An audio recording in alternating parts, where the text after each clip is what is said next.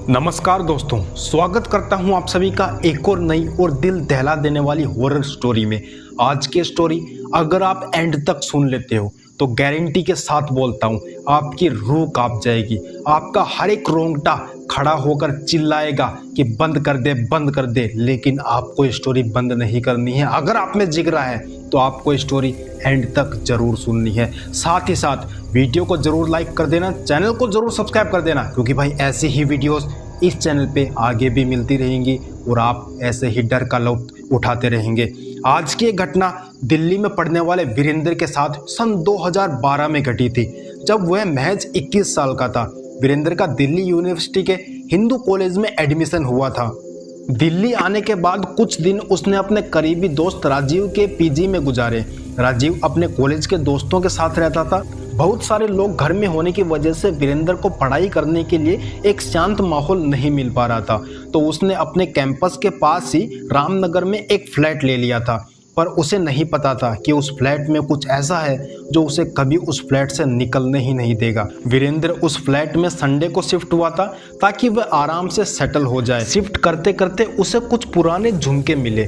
उसने ज़्यादा नहीं सोचा और उसको अपने बिस्तर के साइड वाली टेबल में एक ड्रॉअर के अंदर रख दिया। सामान इधर उधर करते हुए वीरेंद्र काफ़ी ज़्यादा थक गया था कि बेड पर लेटते ही उसे नींद आ गई। उसकी आंख लगी ही थी कि तभी उसको अपने कानों में एकदम से एक लड़के के रोने की आवाज़ आती है। धीरे धीरे वह आवाज़ बढ़ने लगी और फिर अचानक बंद हो गई। तभी उसको घर के कोने से किसी के जोर से चिल्लाने की आवाज़ आई और उसकी आंखें खुल गई। जो उसे अभी तक एक बुरा सपना लग रहा था वह हकीकत में उसके साथ हो रहा था।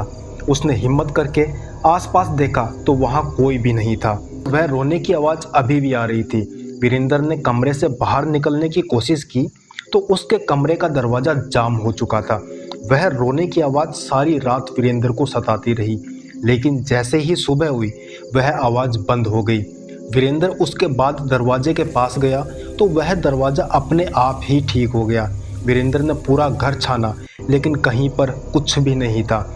सब एकदम ठीक था, क्योंकि रात में वीरेंद्र की नींद पूरी नहीं हुई थी तो वह बाहर निकलकर सोफे पर ही जाकर सो गया था। कुछ देर सोने के बाद जब वह उठा तो उसने अपने दोस्त को फ़ोन करके रात में हुई बात बताई, पर सबने उसको यही कहा कि यह ज़रूर उसकी थकान का नतीजा है और कुछ नहीं। उसने अपने दोस्त राजीव को अपने पास बुलाने की कोशिश की, पर क्योंकि उसके एग्ज़ाम चल रहे थे तो वह उस दिन नहीं आ पाया।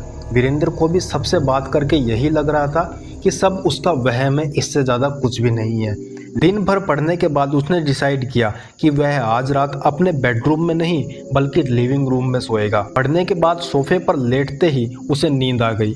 कई घंटे बीत गए पर कुछ नहीं हुआ। तभी अचानक से वीरेंद्र को वही रोने की आवाज़ सुनाई दी और उसको ऐसा महसूस होने लगा जैसे कोई उसको खींच रहा है। लेकिन जैसे ही वीरेंद्र की नींद टूटी और आंखें खुली तो उसने देखा कि वहाँ कोई नहीं है। उसे लगा फिर से उसका वहम है और वह सब कुछ इग्नोर करके फिर से सोने चला गया। कुछ ही देर में दोबारा उसकी आंख लग गई, लेकिन थोड़ी देर में उसे वही रोने की आवाज़ सताने लगी और इस बार वह एक अजीब सी घुटन महसूस करने लगा था। सारी रात उसके साथ यही होता रहा। अगले दिन वीरेंद्र ने अपने फ्लैट के आसपास के लोगों से बात करने की कोशिश की, पर जो कुछ भी हो रहा था उसके बारे में उन्हें कुछ भी नहीं पता था, क्योंकि वहाँ रहने वाले लोग कॉलेज स्टूडेंट्स थे और 1-2 साल पहले ही वहाँ आए थे। उसने परेशान होकर जब फ्लैट ओनर को कॉल किया तो उसका भी फ़ोन नहीं लग रहा था। वीरेंद्र ने सबकी सलाह मानकर एक साइकेट्रिस्ट को कंसल्ट किया, जिसने उसके अलग अलग टेस्ट किए पर उसे कुछ नहीं मिला। उस साइकेट्रिस्ट ने वीरेंद्र को समझाया कि कभी कभार भारी थकान और कुछ स्ट्रेस से ये सब हो जाता है और उसे कुछ स्लीपिंग पिल्स दे दी। स्लीपिंग पिल्स लेकर वीरेंद्र तो सो जाता था, पर अब उसको अपने सपनों में एक लड़की दिखने लगी थी जो जोर जोर से कोने में बैठकर रोती थी और सपने में वीरेंद्र के लाख रोकने के बाद भी बिल्डिंग के टेरेस से छलांग लगा देती थी। ऐसे सपनों से वीरेंद्र की तबीयत दिन ब दिन बिगड़ती जा रही थी। उसके दोस्त भी बीच में उसके साथ रहने आए थे, पर उन्हें कुछ महसूस नहीं होता था, जबकि वीरेंद्र को वही सपने हर रात आते थे। एक दिन वीरेंद्र कॉलेज से आया और ज़ोर ज़ोर से रोने लगा, क्योंकि वह सारे इंटरनल में फेल हो गया था और उसके एग्ज़ाम्स पास ही थे। वीरेंद्र को यह डर था कि जो कुछ भी उसके साथ हो रहा था उसकी वजह से वह एग्ज़ाम में भी कंसंट्रेट नहीं कर पा रहा था। उस दिन वह घबराहट के मारे गिर पड़ा और ज़मीन पर ही सो गया। जब वह अगली सुबह उठा तो उसको विश्वास ही नहीं हुआ। उसके साथ पूरी रात कुछ नहीं हुआ, बल्कि जब तक वीरेंद्र के एग्जाम चले तब तक उसको न ही कोई आवाज़ आई, न ही वह सपना और न ही वह दम घुटने का एहसास हुआ। और इसी वजह से वीरेंद्र एग्जाम में बहुत अच्छा स्कोर कर पाया। वीरेंद्र ने यह सब सेलिब्रेट करने के लिए अच्छा खाना मंगवाया, बेड पर लेटे लेटे लैपटॉप पर एक फिल्म चलाई और खाना खाते खाते सो गया। लेकिन उस रात फिर से वही रोने की आवाज़ वापस आई, और जब वीरेंद्र ने ध्यान से सुना तो इस बार आवाज़ रोने की नहीं बल्कि हंसने की थी। और उसको ऐसा महसूस हो रहा था जैसे किसी ने उसको कसकर पकड़ा हुआ है। उसने डर के मारे आंखें खोली तो उसने देखा कि उसकी छाती पर एक लड़की का हाथ था जिसका शरीर सड़ा हुआ था, और वह उसके बगल में लेटकर उसको जोर से पकड़े हुए थी और मुस्कुरा रही थी। वह लड़की कोई और नहीं बल्कि वही लड़की थी जो उसके सपने में हर रात आती थी और एक बिल्डिंग के टेरेस से छलांग लगा देती थी। वीरेंद्र ने खुद को वहां से निकालने की काफ़ी कोशिश की, पर उसके लाख दम लगाने पर भी वह हाथ उसके ऊपर से नहीं हिल रहा था। घबराहट में वीरेंद्र की आवाज़ भी नहीं निकल पा रही थी। वीरेंद्र अपना सारा दम लगाकर वह किसी न किसी तरह उस बेड से उठा। वह घर से बाहर जाने के लिए भागा, पर घर का मेन डोर खुल ही नहीं रहा था। तभी वह हंसी की आवाज़ रोने की आवाज़ में बदल गई। वो लड़की वीरेंद्र के पीछे पीछे जब कमरे से बाहर आई तो वीरेंद्र जैसे तैसे करके डाइनिंग टेबल के नीचे छुप गया।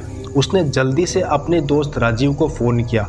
उसने राजीव को पूरी बात बताई और उसे फ़ौरन उसके फ्लैट में आने को कहा।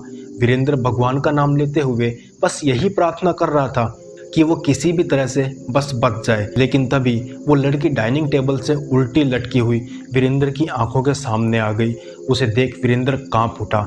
उसका चेहरा भयानक लग रहा था, बाल बिखरे हुए थे और आंखें एकदम नीली पड़ी थी। उस लड़की के कान में वही झुमके थे जो वीरेंद्र को फ्लैट की सफाई करते समय मिले थे। जब राजीव वीरेंद्र के फ्लैट में पहुंचा तो उसने देखा कि वीरेंद्र लिविंग रूम में नीचे गिरा पड़ा था और वो बुरी तरह जख्मी था। राजीव तुरंत वीरेंद्र को हॉस्पिटल लेकर गया। वीरेंद्र को बहुत चोट लगी हुई थी, लेकिन जब उसे होश आया तो वीरेंद्र ने राजीव को बताया कि उस लड़की की आत्मा वीरेंद्र को प्यार करने लगी है और वो उसका पीछा कभी नहीं छोड़ेगी। वीरेंद्र हॉस्पिटल में धीरे धीरे रिकवर हो रहा था, लेकिन एक रात खबर आई कि वीरेंद्र ने हॉस्पिटल के बिल्डिंग के टेरेस से कूदकर अपनी जान दे दी और लाश के साथ 2 झुमके भी पाए गए। राजीव को कभी समझ नहीं आया कि वीरेंद्र दिमागी रूप से बीमार था या सचमुच उस लड़की की आत्मा ने उसके साथ ये सब किया था। खैर जो भी हो, उसने अपने जिगरी दोस्त को हमेशा हमेशा के लिए खो दिया। दोस्तों, ये कहानी एक सच्ची घटना पर आधारित है जो कि वीरेंद्र के साथ में घटी थी।